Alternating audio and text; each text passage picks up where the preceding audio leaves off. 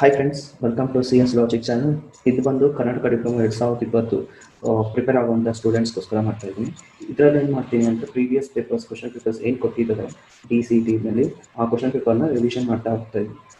ಈ ಸೀರೀಸಲ್ಲಿ ಬಂದು department of electronics and communication engineering 2018ರಲ್ಲಿ ಬಂದಿರುವಂಥ ಕ್ವಶನ್ ಪೇಪರ್ನ ಮಾಡ್ತಾ ಹೋಗ್ತಾ ಇದ್ದೀನಿ. ಓಕೆನಾ? ಸೊ 2019ನೇ ಪೇಪರ್ದು ಸೊಲ್ಯೂಷನ್ ಮಾಡಿದ್ದೀನಿ. You can go through with the channel playlist ಹೋದರೆ ನಿಮ್ಗೆ ಸಿಗುತ್ತೆ. ಓಕೆನಾ? ಸೊ ಇವತ್ತಿನ ಒಂದು ಸೆಷನಲ್ಲಿ 2018ನೇ ಪೇಪರ್ದು ಫಸ್ಟ್ 30 ಕ್ವಶನ್ಸ್ ಏನಿದೆ ಅದನ್ನು ಸೊಲ್ಯೂಷನ್ ಮಾಡ್ತಾ ಹೋಗೋಣ. ಓಕೆನಾ? So let's start today's session.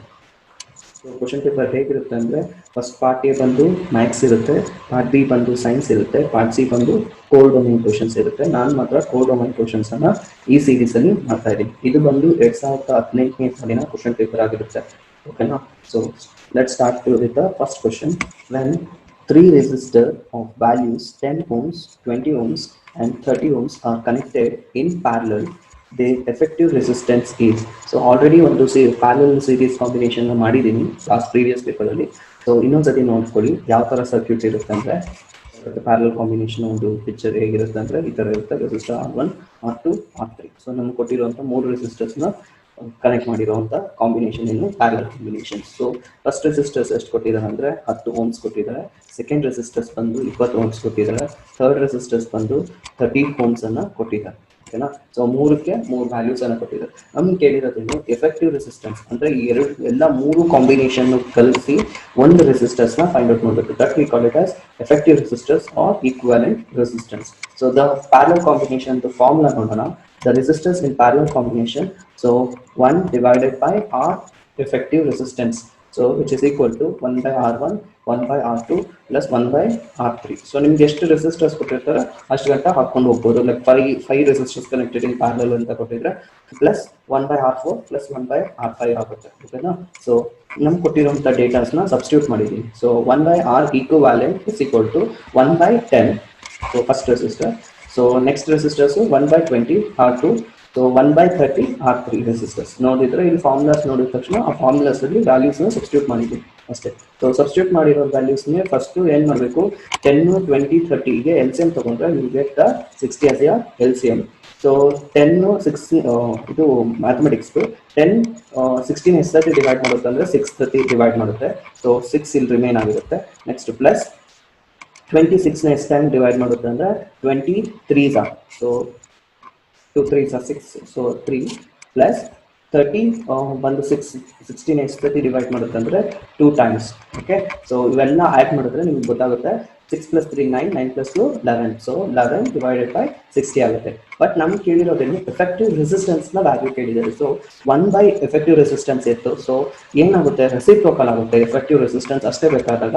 So it will be R effective resistance ಏನಾಗುತ್ತೆ, ಇಲ್ಲಿ ಬಂದಾಗ ಇದು ರೆಸಿಪ್ರೋಕಲ್ ಆಗುತ್ತೆ. ಸೊ 60 by 11 ಆಗುತ್ತೆ. ದ ವ್ಯಾಲ್ಯೂ ಕ್ಯಾಲ್ಕುಲೇಟ್ ಮಾಡ್ಬೋದು. ನಿಮ್ಮ ಕ್ಯಾಲ್ಕುಲೇಷನ್ ಕ್ಯಾಲ್ಕುಲೇಟ್ ಮಾಡಿದ್ರೆ ವ್ಯಾಲ್ಯೂ ವಿಲ್ ಬಿ 5.45 ohms ಆಗಿರುತ್ತೆ. So positive options. ಸೊ ನಿಮ್ಮ ಆನ್ಸರ್ ಬಂದು 5.46 ohms. ಓಕೆನಾ? ಸೊ ರೌಂಡ್ ಫಿಗರ್ ಮಾಡಿದ್ರೆ 4545 ಬರ್ತಾ ಇತ್ತು. ಸೊ ಅದನ್ನು ರೌಂಡ್ ಫಿಗರ್ ಮಾಡಿದ್ರೆ 46 ohms ಅಂತ ತಗೊಂಡಿದ್ದೀವಿ. Passing to the next question. In pure capacitor, the current leads the voltage by. So ನಿಮ್ಮ ಒಂದು ಪ್ಯೂರ್ ಕೆಪಾಸಿಟರ್ಸ್ ಅಲ್ಲಿ ಕರೆಂಟ್ ಎಷ್ಟು ಡಿಗ್ರಿ ಎಷ್ಟು ಆಂಗಲ್ಸ್ ಅಲ್ಲಿ ನಿಮ್ಮ ವೋಲ್ಟೇಜ್ ಅನ್ನ ಲೀಡ್ ಮಾಡುತ್ತೆ ಅಂತ ಕೇಳಿದ್ದಾರೆ. So it leads by 90 degree. Okay? So in pure inductors ಅಲ್ಲಿ ಏನಾಗ್ತದೆ ಅಂದ್ರೆ the current lags the voltage by 90 degree ಆಗುತ್ತೆ. ಓಕೆನಾ? So next question. For sine wave alternating voltage is. So sine ವೇವ್ನ ಆಲ್ಟರ್ನೇಟಿಂಗ್ ವೋಲ್ಟೇಜ್ ಈಕ್ವೇಶನ್ ಏನು, ಆ formula ಏನು ಅಂದರೆ E average is equal to 0.637 to maximum voltage. So ಇನ್ನೊಂದು ಕೇಳ್ತಾರೆ E RMS values ಕೇಳ್ತಾರೆ. E RMS is equal to 0.707 EM ಆಗುತ್ತೆ. ಓಕೆನಾ? ಸೊ ಇದು ಎರಡು ಗ್ಯಾಪ್ ಇಟ್ಕೋಬೇಕು, ಆಲ್ಟರ್ನೇಟಿವ್ ವೋಲ್ಟೇಜ್ ಮತ್ತೆ root mean square E RMS gap ಇಟ್ಕೋಬೇಕಾಗುತ್ತೆ ಇಲ್ಲಿ ಸೈನ್ ಆಲ್ಟರ್ನೇಟಿವ್ ಹೇಳಿದಾಗ. Okay? Next question. Dash law of electromagnetic induction provides the relationship between change in magnetic flux and EMF induced in a conductor placed in magnetic field. So ಯಾವ ಲಾ ಅಂದರೆ ಯಾವ ಲಾ statements ನಿಮಗೆ electromagnetic induction ಬಗ್ಗೆ explain ಮಾಡುತ್ತೆ. So that loss is called as Faraday's loss of electromagnetic induction. ಇದು ಬಂದು ನಿಮ್ಮ ಒಂದು ಮ್ಯಾಗ್ನೆಟಿಕ್ ಫ್ಲಕ್ಸ್ ಮತ್ತು ಇಂಡ್ಯೂಸ್ಡ್ EMF ನ ರಿಲೇಶನ್ಶಿಪ್ನ ಎಕ್ಸ್ಪ್ಲೇನ್ ಮಾಡುತ್ತೆ. Okay, next question. Quality factor of a coil is. So quality factor of a coil is ಅಂದ್ರೆ coil ನ quality factor ಯಾವುದರಿಂದ ಮೆಷರ್ ಮಾಡ್ತೀವಿ ಅಂದ್ರೆ it is measured by effective inductance divided by resistance of a coil. So this is the representation of your quality factor of a coil. Okay, next question. Relationship between number of turns, voltage and current in a primary and secondary windings of a transformer is. So ನಿಮ್ಮ ಒಂದು relationship ಬರೀಬೇಕು. ಇಲ್ಲಿ ಯಾವ್ಯಾವ್ದು use ಮಾಡಬೇಕು ಅಂದರೆ number of turns, next voltage, ಅದಾದ್ಮೇಲೆ current off your primary ಮತ್ತೆ secondary ವೈಂಡಿಂಗ್ಸ್ನ transformers ತಗೊಂಡು ರಿಲೇಶನ್ಶಿಪ್ ಬರೀಬೇಕು. So the right answer is N1 divided by N2 is equal to V1 divided by V2 is equal to I2 divided by I1. So ಇದು ಒಂದನ್ನ ಕರೆಕ್ಟಾಗಿ ಗಮನ ಇಟ್ಕೊಳ್ಳಿ. The current of the secondary windings divided by the primary windings ಆಗಿರುತ್ತೆ. So this is the right answer. Okay, passing to the next question. Cells are connected in parallel when more dash is required. So cells ಅನ್ನ parallel combination ಅಲ್ಲಿ connect ಮಾಡಿದಾಗ ಯಾವುದು ನಿಮಗೆ ಜಾಸ್ತಿ requirement ಇರುತ್ತೆ ಅಂತ ಕೇಳಿರೋದು. So when cells are connected in parallel combination, current requirement is more. So current ಜಾಸ್ತಿ ಬೇಕಾಗಿರೋದ್ರಿಂದ we are connecting the cells are in the parallel combination. Okay, so next question. Resistance R of a conducting material is. So resistance na formula ಹೇಳ್ಬೇಕಾಗುತ್ತೆ. So ಇದು formula ಬಂದು it is R is equal to resistivity into L, that is length of the wire divided by cross sectional area. So that is the formula for your resistance of the conductor material. Okay, next question. Semiconductor have dash temperature coefficient of resistance. So semiconductor ಯಾವ temperature coefficient of resistance ಇರುತ್ತೆ ಅಂದ್ರೆ it will have a negative temperature coefficient of resistance ಅನ್ನ ಹೊಂದಿರುತ್ತೆ. Okay, next question. Xenodiode is used as. So xenodiode ಅನ್ನ ಏನಕ್ಕೆ ಬಳಸಬಹುದು ಅಂತ ಕೇಳಿದರೆ it can be used as regulators. So which is xenodiode is used as a regulators. Okay, next question. BGT is a dash devices. BGT ಅನ್ನೋದು ಯಾವ devices ಗೆ ಸಂಬಂಧಿಸಿದ್ದು ಅಂತ ಕೇಳಿದ್ದಾರೆ. BGT is current control devices. BGT stands for bipolar junction transistors. Okay, so next question. Dash is operated in negative resistance region as relaxation oscillators. ಕೊಟ್ಟಿರುವಂತ ಯಾವ diodes ಆಗಿರ್ಬೋದು BGT FET options ಅಲ್ಲಿ ಕೊಟ್ಟಿರೋದು ಅಲ್ಲಿ ಯಾವುದು negative resistance reason as A relaxation oscillators ಆಗಿ use ಮಾಡ್ತೀವಿ ಅಂದ್ರೆ it is UGT ಅಂದ್ರೆ unipolar junction transistors. Okay, so next question. In pin diode I stands for. So ನಿಮ್ಮ ಒಂದು ಪಿನ್ ಡಯೋಡ್ಸ್ ಅಲ್ಲಿ I stands for what ಅಂತ ಕೇಳಿದ್ರು. So I stands for intrinsic. So pin diode is a type of diode which is having intrinsic substances between the N-type and P-type semiconductors. Okay, so next question.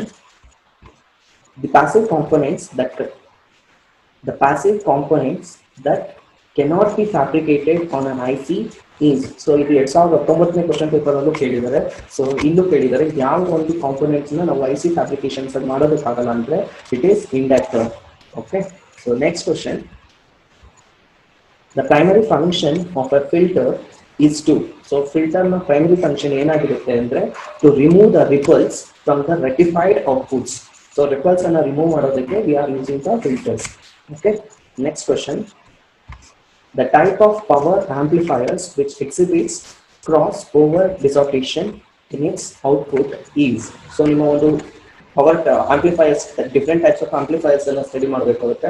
So different types of amplifiers ನ study ಮಾಡಿದಾಗ you can answer every type of amplifiers questions ನ answer ಮಾಡಬಹುದು. So here which type of amplifier, power amplifier exhibits cross over distortion of in its output ಅಂದ್ರೆ it is class B amplifier ಆಗಿರುತ್ತೆ ನಿಮ್ಮ answer. Okay, so next question. Are the same criteria for sustained oscillation is given by. So ಇಲ್ಲಿ ಕೊಟ್ಟಿರುವಂತ option ಅಲ್ಲಿ ಕೊಟ್ಟಿರುವಂತ ಯಾವ criterias sustained oscillators ಗೆ ಸೂಕ್ತವಾಗಿರುತ್ತೆ ಅಂದ್ರೆ A into beta greater than or equal to 1 is the very much satisfied criteria for the Barkhausen criteria. Okay, so next question. The primary functions of Clipper circuit is, so Clipper circuits na primary functions ಏನಾಗಿರುತ್ತೆ ಅಂತ ಕೇಳಿದ್ದಾರೆ. So the right answer is introduce a DC level into AC signals. So DC level signals na into AC signals we are making the introducing of a Clipper circuits. Okay, next question. An ideal operational amplifiers have input impedance. So ನಿಮ್ಮ ಒಂದು operational ಆಂಪ್ಲಿಫೈಯರ್ನ characteristics ಅನ್ನು ತಿಳ್ಕೊಂಡಿರ್ಬೇಕು. Characteristics ತಿಳ್ಕೊಂಡ್ರೆ it is easy. So last paper ಅಲ್ಲಿ characteristics ಕೊಟ್ಟಿದ್ದೀನಿ, ಒಂದ್ಸತಿ go through ಮಾಡಿ. So you will find the answer. So the answer is infinite input impedance ಆಗಿರುತ್ತೆ. ಓಕೆನಾ? So next question.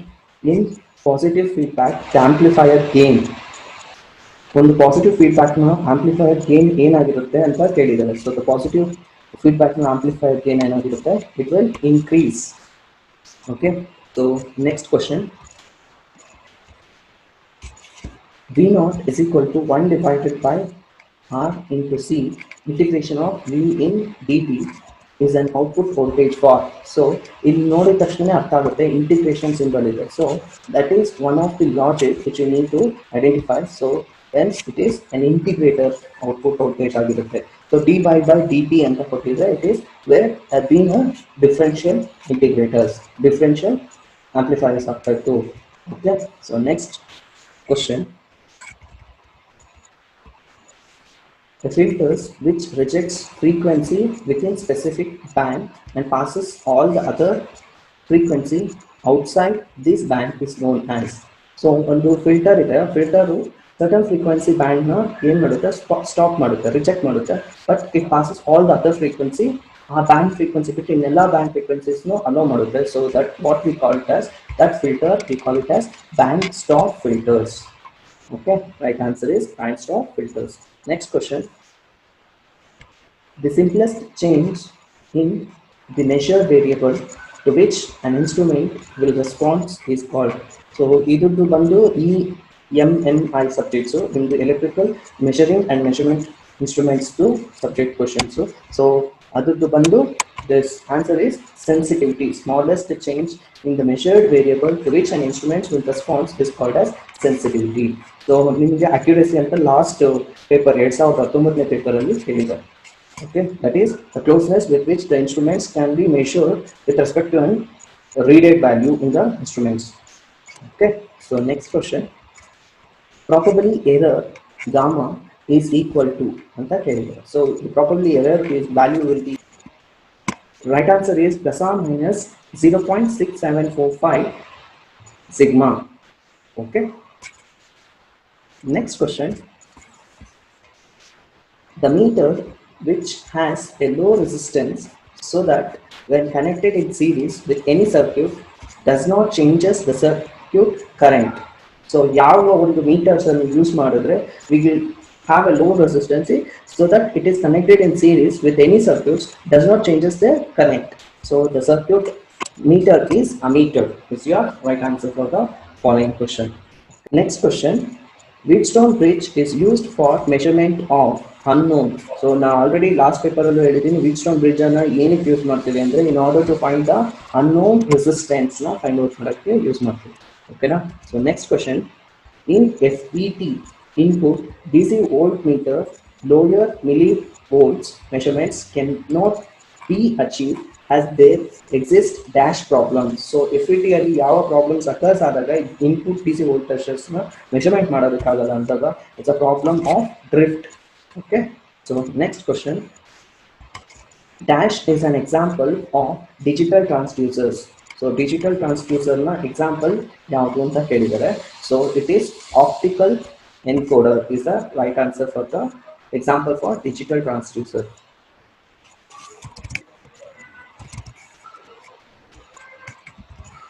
Next question. The thermocouple works on the principle of dash effects. So ನಿಮ್ಮ ಒಂದು thermocouple ಯಾವ principal ಮುಖಾಂತರ work ಮಾಡುತ್ತೆ ಅಂದ್ರೆ it is Seebeck effects ನ ಮುಖಾಂತರ it will work. Okay, so next question. when the anode of SCR is made positive with respect to the cathode, a small leakage current flows through the devices. The SCR is said to be in dash. So SCR ಅವಾಗ ಯಾವ state ಅಲ್ಲಿ ಇರುತ್ತೆ ಅಂತ ಕೇಳಿದ್ದಾರೆ. So it will be in the forward forward blocking mode conditions ಅಲ್ಲಿ ಇರುತ್ತೆ. Okay, so today session ಇಲ್ಲಿಗೆ end ಮಾಡ್ತಾ ಇದ್ದೀನಿ. ನೆಕ್ಸ್ಟ್ ಸೆಷನ್ ಅಲ್ಲಿ ನೆಕ್ಸ್ಟ್ 30 ಕ್ವಶನ್ ಸಾಲ್ವ್ ಮಾಡೋಣ. ಅದಾದ್ಮೇಲೆ ಲಾಸ್ಟ್ ಸೆಷನ್ಸ್ ಅಲ್ಲಿ 40 ಕ್ವಶನ್ಸ್ ಸಾಲ್ವ್ ಮಾಡ್ತಾ ಹೋಗ್ತೀವಿ. ಓಕೆನಾ? Thank you.